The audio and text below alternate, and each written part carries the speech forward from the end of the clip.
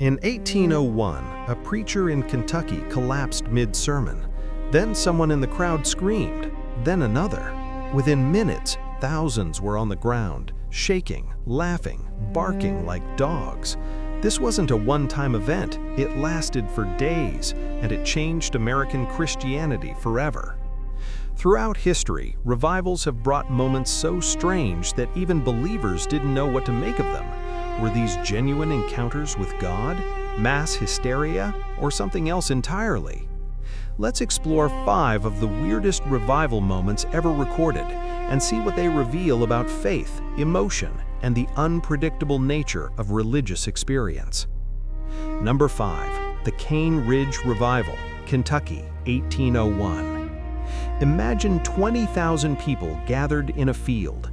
No electricity, no amplification, just raw emotion and relentless preaching. This was Cane Ridge, one of the largest and strangest religious gatherings in American history. People didn't just cry or pray, they jerked violently. They fell unconscious for hours. Some barked, others laughed uncontrollably. Witnesses described it as chaos. Preachers from different denominations shouted over each other. The noise was deafening. Barton Stone, one of the leaders, later admitted he had no idea what was happening. He believed God was moving, but even he was bewildered by the physical manifestations. Critics called it fanaticism. Supporters called it the Holy Spirit. But here's what's undeniable. Cane Ridge launched the Second Great Awakening and reshaped American religion.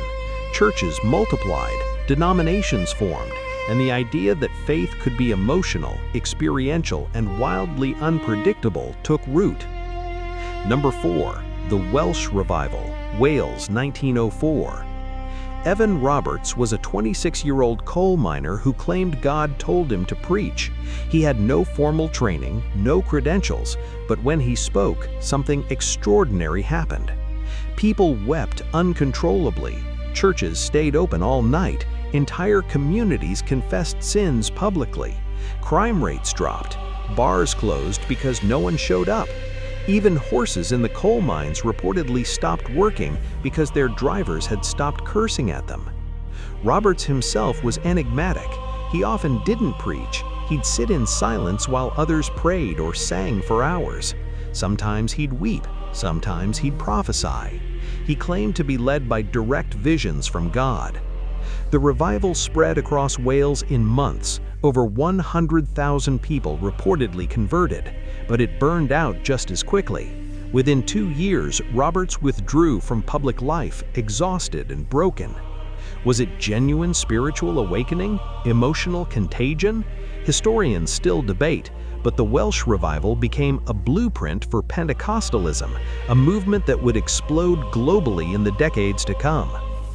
Number 2. The Azusa Street Revival, Los Angeles, 1906. A one-eyed black preacher named William Seymour started holding prayer meetings in a rundown building on Azusa Street. What happened next shocked everyone. People spoke in tongues, they prophesied, they claimed to be healed of diseases. Services had no order. Anyone could stand up and speak. It was chaotic, interracial, and deeply controversial. Critics mocked it. Newspapers called it a disgrace. Even other Christians were horrified. But thousands came anyway, night after night, for years.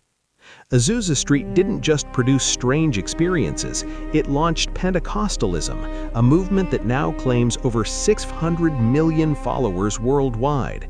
It challenged racial segregation decades before the civil rights movement, and it redefined what worship could look like. But here's the tension. Was speaking in tongues a genuine spiritual gift or learned behavior? Scholars remain divided. Eyewitness accounts vary wildly. Some described profound spiritual encounters, others saw manipulation and emotionalism. What's fascinating is how quickly the movement institutionalized. Within decades, Pentecostal denominations formed, complete with hierarchies, doctrines, and the very structures Azusa Street initially rejected. Number 2. The Hebrides Revival, Scotland, 1949. On a remote island in Scotland, 2 elderly sisters prayed in a barn. For months, They believed God would send revival, and then it happened. A young preacher named Duncan Campbell arrived. He preached one night in a small church. Nothing unusual happened, but when people left, they couldn't go home. They felt an overwhelming conviction of sin. Crowds gathered outside. People wept in the streets. Churches filled spontaneously at 2, 3 in the morning. Campbell described a tangible sense of God's presence covering entire villages. People who had no intention of attending church found themselves drawn in. Teenagers abandoned dances mid-song to seek God. Even skeptics reported feeling something inexplicable. The revival lasted 2 years. It transformed the island. But here's what makes it strange. There were no dramatic physical manifestations, no barking or shaking, just an overwhelming sense of divine presence that gripped an entire community. It raises a question. If revival doesn't always look chaotic, what separates genuine spiritual experience from collective suggestion? Number 1. The Laughing Revival, Toronto, 1994. This one's recent enough that millions saw it on television, and it divided Christianity like few events before it. At a small church in Toronto, people started laughing during worship, not polite chuckling, uncontrollable, convulsive laughter. Then they'd fall to the ground. Some roared like lions, others shook. Services lasted for hours. Leaders called it the Toronto blessing. Critics called it demonic. Thousands of pastors flew in from around the world to experience it. Some left transformed, others left horrified. What's remarkable is how quickly it spread. Churches across the globe reported similar phenomena, but it also caused massive division. Denominations split, friendships ended. The question became unavoidable. How do you discern what's from God? Defenders pointed to changed lives and renewed passion for God. Critics pointed to the lack of biblical precedent for laughing revivals. Both sides had compelling arguments. And here's the unresolved tension. If God can move however He wants, who gets to decide what's legitimate? But if anything goes, how do you protect people from manipulation or delusion? So, what do we make of all this? Revival moments challenge our categories. They're too strange to ignore, but too unpredictable to control. They've launched movements, transformed communities, and sparked fierce debate.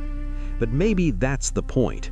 Maybe the strangest thing about revivals isn't the shaking or the laughing or the weeping. Maybe it's that they resist our attempts to systematize and sanitize faith.